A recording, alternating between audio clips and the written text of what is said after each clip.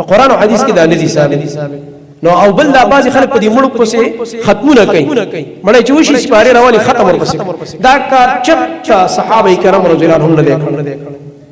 دا سلف نه دا نه دي ثابت دا زمونږ د معاشري او رواج دی خپل او رواج دی زمونږ خو دی رواج په ځای باندې په کار دار چې ته بل ختم ته ختمای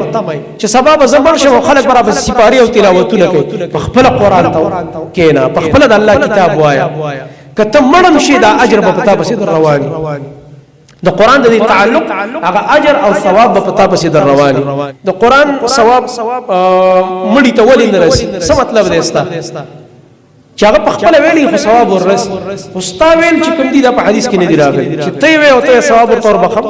نه یو سړی ټول قران ته اړول نه ناس ته نو سره تعلق ساتي زبې وې مو به واپس قران ویل باندې هغه اجر رسي دا نبی عليه السلام نه دي ثابت موږ هغه سمونو چې قران او حدیث نه ثابت البته نبی عليه السلام چې کوم سویل دي او کوم اعمال ذکر کړی چې هغه ستا میت او مور پلار ته رسیږي چې کله وفات شي هغه پای کې حج راغلی دی پای کې عمرتي کولای شي پای کې صدقه جاریه دا غیر تر صدقه کولای شي اجر به الله رب العالمین ورسي خو پای کې دا نه دی راغلی چې ته قران او ته دا غي اجر زاغي تور بخم زما محترمون دا نه دي ثابت په قران او حديث کې دا نه دي ثابت نو او بل دا بعض خلک په دې مړو پسې ختمونه کوي مړی چې وشي سپاره راولي ختم ورپسې دا کار چا صحابه کرام رضی الله عنهم نه کړی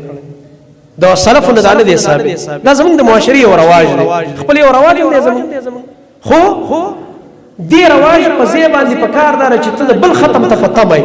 چې سبب زمر شو خلک برابر سپاره او تلاوتونه کوي په خپل قران ته کینا په خپل د الله کتاب وایا کته مړم شي دا اجر په پتا بسید رواني د قران د تعلق هغه اجر او ثواب په پتا بسید رواني نو په خپل د الله رب العالمین سره تعلق جوړول پکار